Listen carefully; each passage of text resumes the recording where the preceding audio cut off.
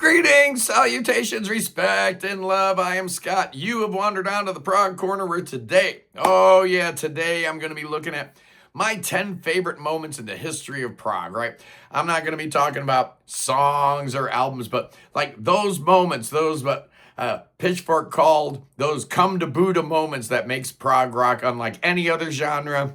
The peaks are absolutely enormous. And that's what I'm going to be celebrating today are the 10 times that I went, oh man, that's awesome. And if you think about the definition of the word awesome, all right, it's about awe. And you have to feel a certain amount of awe or else it's not really prog rock, it's just rock music, right? You got to be able to go, oh my, what in the world did I just hear? And here are 10 moments where that happened. And I'm doing this today in reverse chronological order, A, because that's kind of fun, and B, it kind of actually lines up that way, where the oldest record on this list is probably my favorite musical moment. So we're going from 1978 all the way back to 1972. That's our chronology here. So we're starting at 1978 with our number 10, and it is La Via Strangiato, or Strangiato. I don't speak Italian, and I don't know if Geddy and Neil and Alex did either, but whatever, man. Hemisphere is such a great album. Coming on the heels of Farewell to Kings, I was really excited to see if they were going to keep the prog rock going. Because let's face it, in 1978, things were getting a little bit dicey, man, with Tormato and Love Beach and King Crimson broken up. And, things were looking a little bit off. So Rush was kind of that shining star that I could look to that was still producing amazing music. And La Via Strangiato, I know a lot of people don't love Geddy's voice, but that's the exact moment that you could turn a non-Geddy fan into a Rush fan. It's an instrumental. It's just so great. 9 minutes of amazingness. And the moment I'm spotlighting is after the big intro, right? And then we get into this really cool 7/8 time thing where Alex is playing this amazing solo and Neil's just going crazy on the drums and Geddy's kind of taking it easy, just playing some synth. Oh, man, I love that moment. It just is so amazing. Oh, yes, it is. At number 9, yeah, we're going back in time. So now we're in 1977. And I've been a fan of Styx for a while at this point.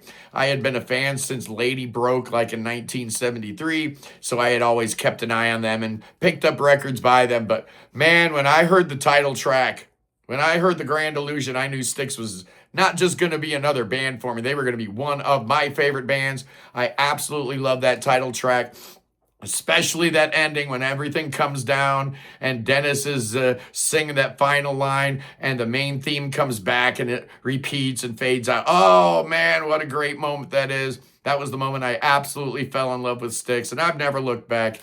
Yeah, The Grand Illusion at number 9. Here we go. We're still going back in time at number 8. In 1976, Kansas dropped their 4th album. And again, I had been a fan of this band for a little while when this came out. I had their first 3 albums, so I was really looking forward to this. And the moment I'm talking about is that a cappella intro to Carry On Wayward Son. I mean, everybody and their monkey's uncle stood up and took notice. You knew right from the rip that this song was going to be massive. You knew this song was going to propel this band into the stratosphere, and that's exactly what happened. Oh, Leftoverture, such a great album, and Carry On Wayward Son, one of the greatest hit songs ever. For a song with a running time of like 5.5 minutes, it packs in more ideas, more riffs, more amazing melodies than most albums have. So, yeah, at number 8, Carry On, Wayward Son. Oh, here we go in the time machine. We're still going back, and now we're going back to September 8th, 1975, when Pink Floyd dropped this little masterpiece here called Wish You Were Here. And I'm not going with one of the obvious moments. This album is genius from start to finish, but there's only a couple moments where my jaw absolutely hit the floor, and one of which was a little track called Welcome to the Machine. This was a song written by Roger, sung by David, but it's Richard Wright's keyboards, man. That EMS VCS3 that he's playing on this track, it sounds so great and so creepy and so weird. No drums on here. You've got like keyboard sound effects providing percussion along with a strummed acoustic guitar. It's primarily in 4, but you got a couple measures of 7/4 thrown in there just to throw you off. But Richard Wright's keyboard playing, man, that EMS VCS3 he's playing, whatever instrument that is. Oh man, amazing, amazing. And that's why it made the list at number 7. At number 6, just 1 month earlier, Gentle Giant dropped Freehand. And the moment I'm going for on this record that absolutely made my little kid brain go wild was On Reflection. You know, it starts out as yet another vocal piece, and they'd done this before with tracks like Knots, but never so succinctly or written so well, where you've got that whole, medieval kind of flavor going on. And then about halfway through, all of a sudden, all those vocal voicings are being replaced by rock instruments, right? Where, now all of a sudden the one part's being played by a guitar, the other part by the keyboard, other part by, the bass. That was done with the, human voices on the first half of the song. So when they turn it around like that, oh man, my jaw hit the floor. And Gentle Giant, number 6, On Reflection, absolutely. Okay, we're still going backwards in time. We're back to 1974 now. And a lot of great records, but man, oh man, the moment I'm really talking about here in the number 5 spot is off of King Crimson's Red, and it's Starless. It's the moment when they went through all the noodling and all the wood blocks and all the crazy stuff in the middle of the song, when it finally comes back around and you hear that Mellotron hit with that melody, just amazing. John Wetton's bass just sounds like it's straight from Hades here. Oh man, what a great moment. It just gets the blood boiling. Yeah, there's a reason why a lot of people consider Starless to be one of the apexes of the entire prog movement. Yeah, obviously. I can't argue with that at number 4. Now we're back in 1973, and a band called Emerson, Lake and Palmer put out their last masterpiece, Brain Salad Surgery. And I don't know how it worked for the younger generation that may have discovered this record on CD, but when I was a kid, you put on side 1 and you got Jerusalem and Toccata and all that stuff, and then you get Karn Evil 9, First Impression Part 1. You'd have to actually get up, flip the album over to get First Impression Part 2. But once you did, man, you hear the little keyboard, and then you've got Greg singing about Welcome Back, My Friends, to the Show That Never Ends.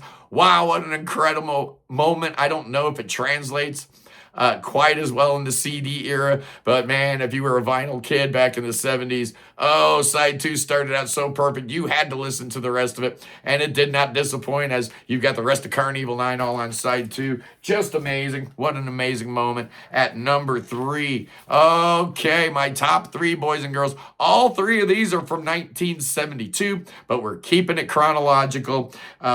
September 15th, Genesis dropped their 4th album, Foxtrot.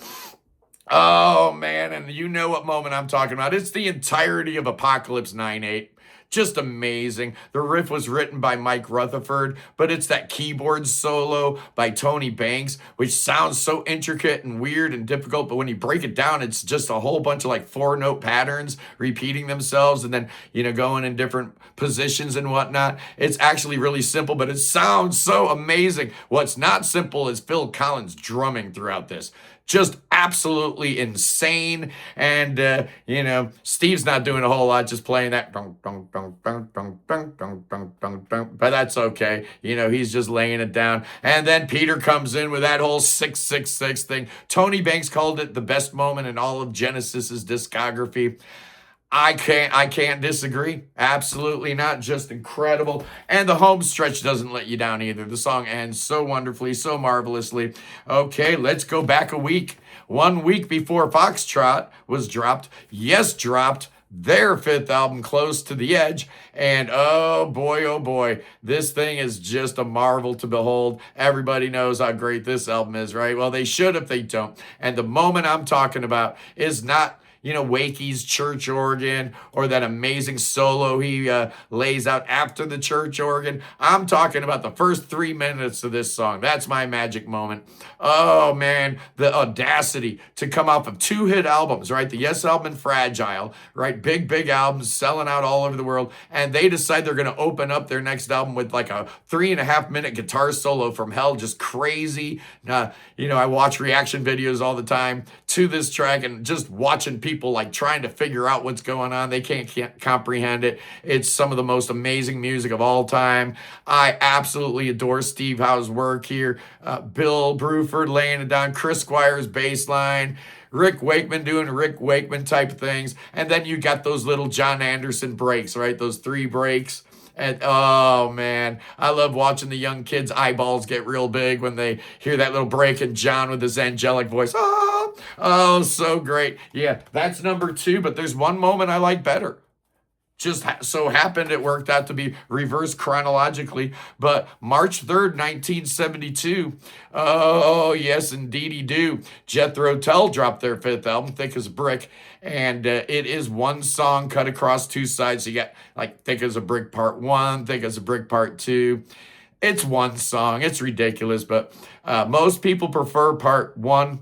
They're dead wrong because they're missing the denouement. They're missing the payoff, the absolute money shot of this whole thing. You've been slogging along this 50 or 45 minutes long, 45-minute long song, however long it is. And, you're wondering if it's going to be worth your while. Oh, it's worth your while, boys and girls, because the last 90 seconds of side 2 of Thick as a Brick, probably my favorite 90 seconds of all recorded music, starting with that 3-note do-do-do-do-do-do-do-do-do-do, and then you get the D Palmer orchestration, which is so beautiful and lush with the strings. Do-do-do-do-do-do-do-do-do.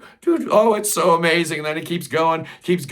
Oh, and then you get the diminished chords. Oh, and then it just drops out, and you got Ian and his acoustic guitar.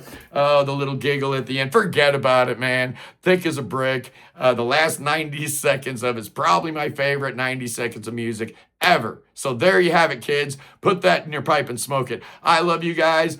Free the Middle East, free Tibet, free the Ukraine, free your mind, free beer, free Willie, and God save King Chucky. Save that king. That cotton picker could use your save and bring that son of gun to America. Oh yeah, America's got the best doctors and the best pastors. You know what else we got here in America?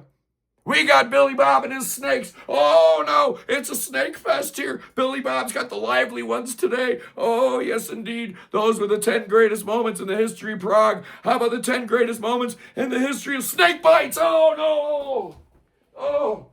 Oh, help me. Oh, I'll see you guys tomorrow. Peace.